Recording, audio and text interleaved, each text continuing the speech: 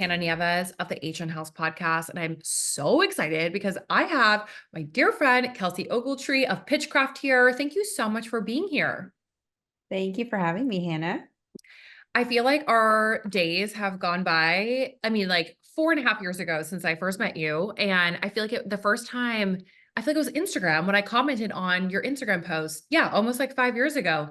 That is just wild. And to see like what you've created in the last almost 5 years is just incredible. So, for those that are not familiar with you and your story, can you just share a little bit more about you and what you do? Sure. So I grew up in Montana. I was a farmer's daughter and very much a country girl. And then I moved to the big city of Chicago to go to grad school. And I got my master's degree in journalism from Northwestern. And from there, I went on to be an editor at a business publication, luxury lifestyle magazines, and got into travel from the trade side a Mhm. little bit. And then I got laid off in 2017. And so I Wow. pivoted into becoming a freelance writer.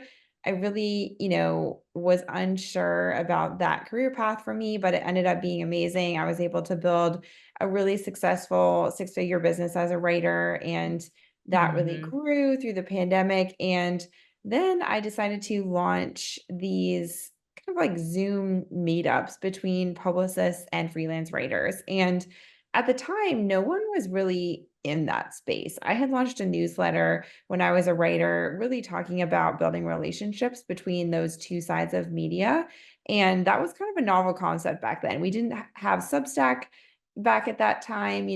I remember sending out my first email newsletter and so many publicists subscribing and saying, "Oh my gosh, I wish all writers would have one of these." And now fast forward, 7 years, like most writers do, which is kind of funny. So, yeah, I mean, I feel like I kind of pioneered a little bit of the Mhm. freelance writer newsletter and certainly the conversations between PR and writers. And that kind of parlayed into free workshops. And then that moved into paid workshops where I was really bringing in a lot of other freelance writers to talk about how to pitch them and how to work with Mm. them.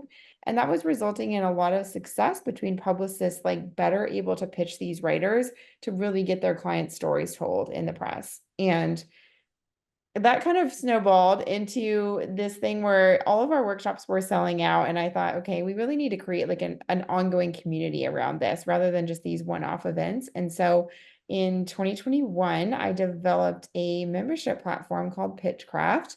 And that has really evolved into a whole like custom built software program, web app called Pitchcraft that my husband and I now run this together. And our job is really, connecting publicists to writers and editors and producers and all kinds of journalists and content creators out there to really help their clients get their stories told out in the media. And we're really all about building those connections. And our tagline is build relationships, not lists. So that's kind of what we're all about now. Ooh, wow. It is so beautiful to just hear the story like come together like this.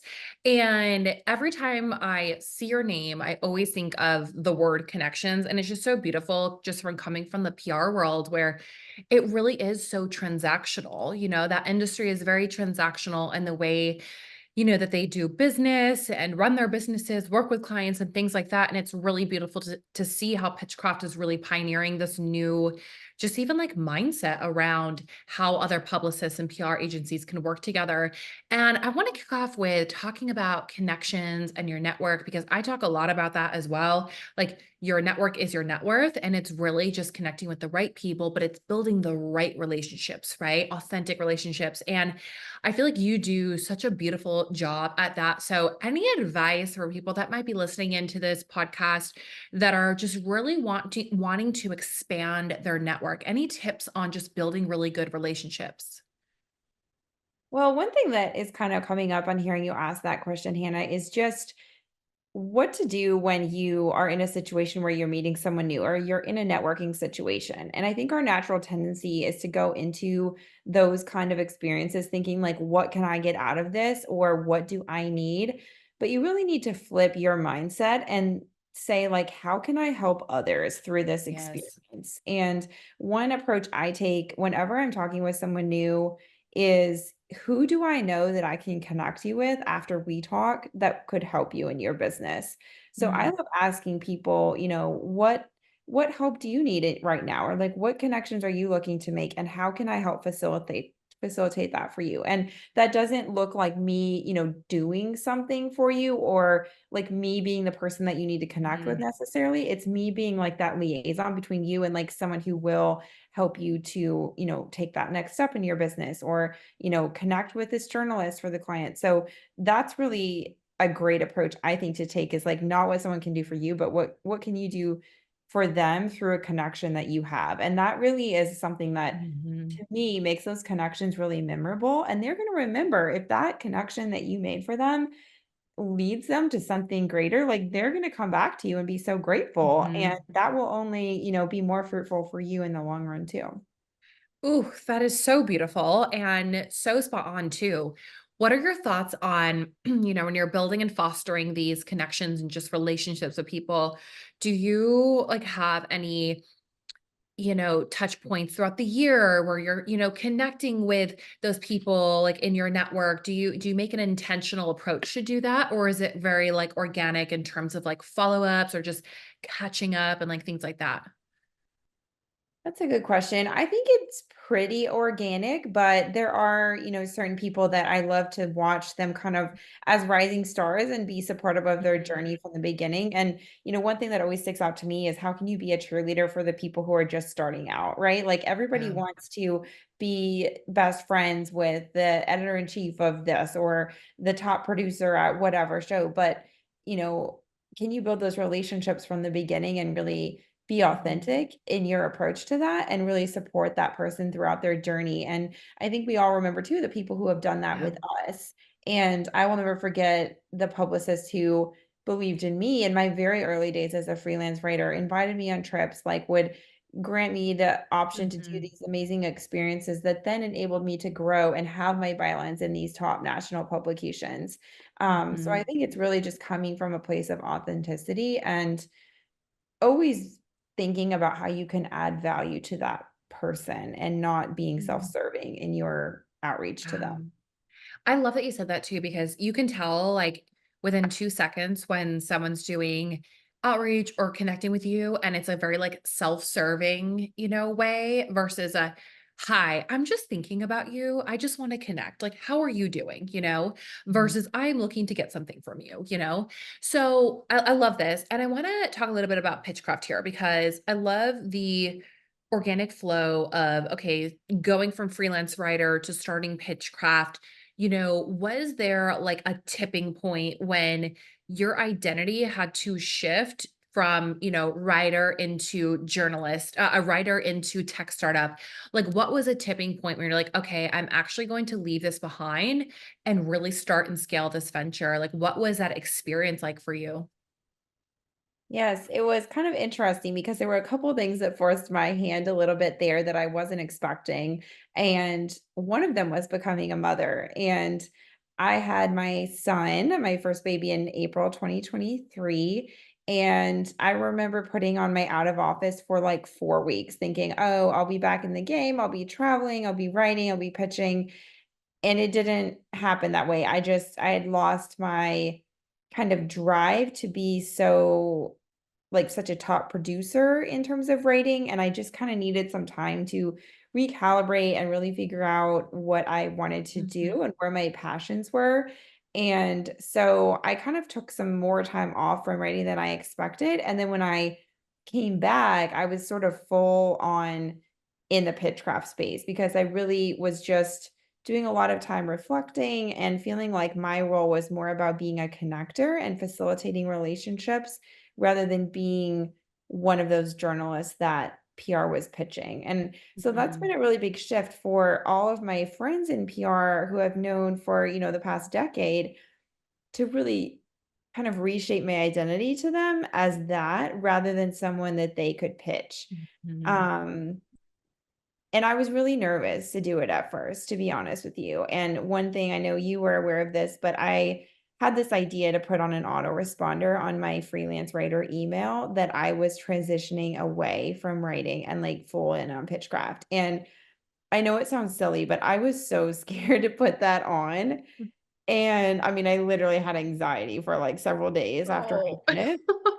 But it's honestly been the best thing for me because it has enabled me, like, I had so many people pitching me on a daily basis. It was like an easy way for me to market, like, this is kind of my new Mm, identity now. This is what I'm doing. Anyone who reached out, like, knew that I was going into, my full-time role as CEO of Pitchcraft and tech founder.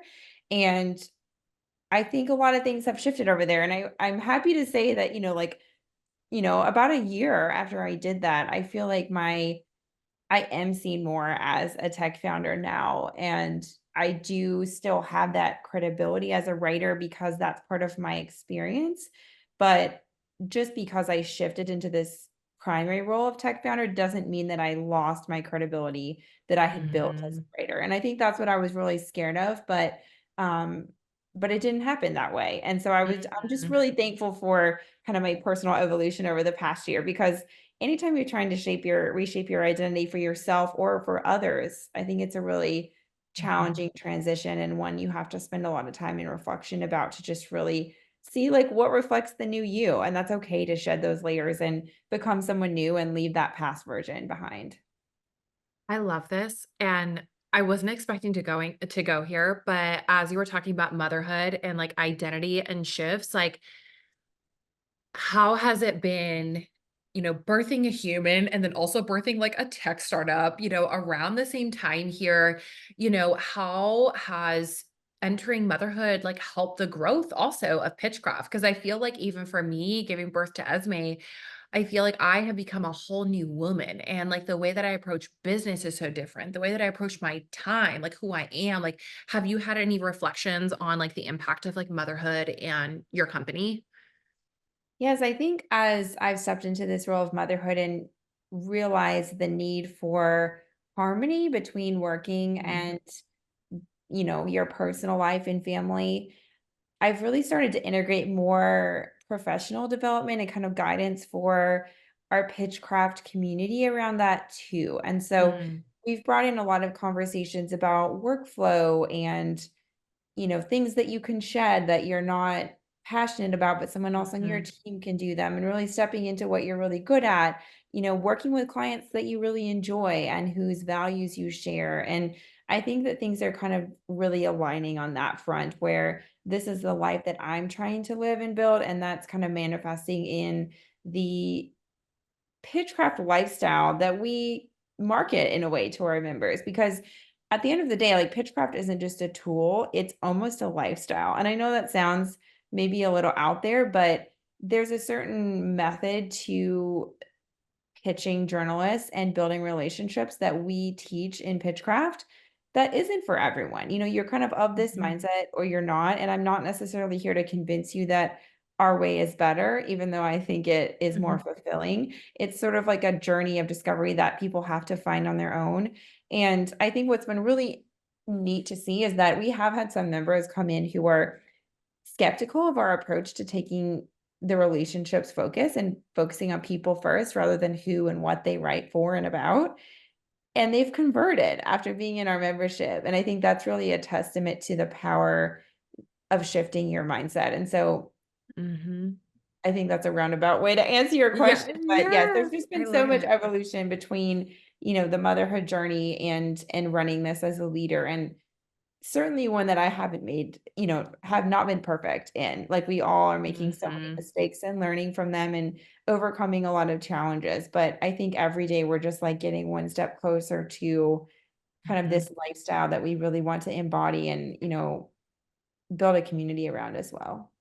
I love that. For anyone in here that is a mother, mother to be, aspiring, caretaker, any tips or recommendations when it comes to creating that harmony? Because I really feel like you do such a beautiful job at really just like balancing the duality of both. Like any recommendations there? I think I have 3 that are coming to mind. Just give yourself grace in your work times throughout the day. If you I say to myself now, if I'm at my desk after spending a great morning with my son before taking him to his school, and I get to work starting at 10, that's a great day. Mhm. I used to be someone who was chained to my desk from like 8 a.m. till 7 Mhm. p.m. at night, and I've just really let that go. If there's work for tomorrow, that's okay. Like, that's actually a good thing because it means you have work Mhm. to do tomorrow, right? The second one I would say is like take email off your phone because then there's no tempting to respond to Mhm. emails or be working when you're present with your baby and to just really go all in on like savoring those little moments because I'm sure as Yeah. you know they go by way too fast. And Okay. and the third one, which I think is really big, is work with other moms. Mm. You know, other moms get it if you have to push a deadline or if you have to reschedule a call or you have to make some shift in what you've planned to do. And I have just found that it's so fulfilling to really find the people in your network who are also mothers and try to collaborate with them and help each other out as much as you can. I launched a kind of event series earlier this year that we are planning to continue this fall called the Maternal Edit. And this is about bringing together moms across the media industry to really, talk about the issues that they're facing, the challenges unique to our industry, and just to get to know one another so that we can all Mhm. work together and really find that camaraderie through our industry as well as motherhood. And so that has been really a game changer for me when I am just focusing, as much as possible on connecting with other moms on a human level as well as a professional one. So beautiful. And I think that's so great too to support other mothers that are out there. I'll include the link below for everyone that's listening in that wants to check it out. So, going back to Pitchcraft for a second and launching this tech startup, what were, I guess, like some of the biggest challenges that you've experienced? Because I feel like there's a lot of people in our audience who, are thinking about maybe like entering a new evolution of their business and they're wanting to maybe start a tech startup or a SaaS product. And I know at least for me building Mason, I've went through so many challenges and experiences. So what were some of the ones that came up for you guys like in this process of building Pitchcraft? Sure. I think knowing where to start, I mean, it seems really daunting. And my piece of advice there would just be use the technology that it's available to you to just start something. Like create like a minimal viable product if you want to start a company and go from there because you can always build on it and it doesn't have to be perfect from the beginning. So when we first launched Petcraft, we were located entirely through a site called Kajabi. So it was like a third party platform that we built on and we customized our site and we found that there was a lot of things that we needed that we couldn't necessarily do through Kajabi. So that's when we began considering building with a custom developer. And so a year after we launched was when we actually launched our like Pitchcraft V2, which was our own custom built web app that we are on now and able to, do basically anything we want to because we have a team of developers. But I could have never started there. And I'm grateful for, the evolution of Pitchcraft where we've really grown up with our branding and with our platform, with our website. Like all these little things are just kind of like these upgrades as you learn and you get feedback from people and you Mhm. adapt. And so that's the best part, I think, about running your own platform is that you can really customize it depending on what you're learning from your community and what they Mhm. need. Um, I mean, the tech thing I think is a challenge every single day. Like I didn't come from that background. I can talk about our content and our strategy and the marketing and stuff like that all day. That's the kind of stuff I love.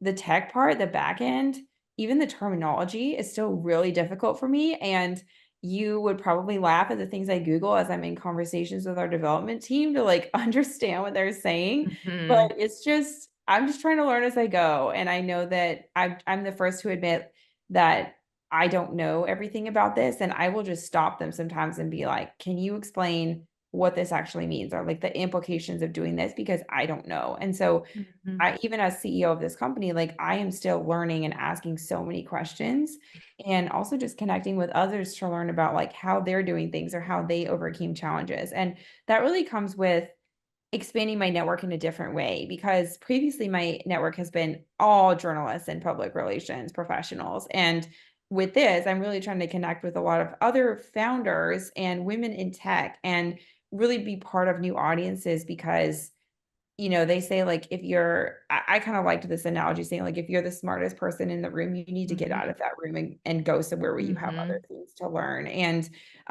not saying that I was ever the smartest person in any room, but I just want to get in front of different audiences to be able to learn from them in different ways and, bring that back to make our platform as good as it can be. Yes, I feel like building any type of technology really pushes your patience and your resilience and all the things. I always say that too. It sounds really glamorous and fun, which it is, but there's also a duality of that when you don't come from a tech background, and just like the education, like the learning curve of going through that is pretty steep. So would love to shift gears here for a second and talk about, we talk about a lot about personal branding and PR and visibility and media here. Like, what trends are happening in the media industry? Because I feel like things have been shaking up so much. Like, publications are losing print, going all digital, like things are shifting. So, what are those top things that are happening in the media industry?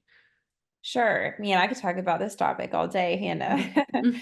And I'm actually just fresh off a conference from the travel industry. So have a lot of fresh insight there. I think a couple of the big ones are the explosion of e-commerce. So of course, we're seeing so many publishers jump on the affiliate bandwagon, which means they're producing roundups of products, things to buy, even trips to book that are part of affiliate programs, meaning that when a consumer Mhm. clicks through and buys them, the publication earns a commission.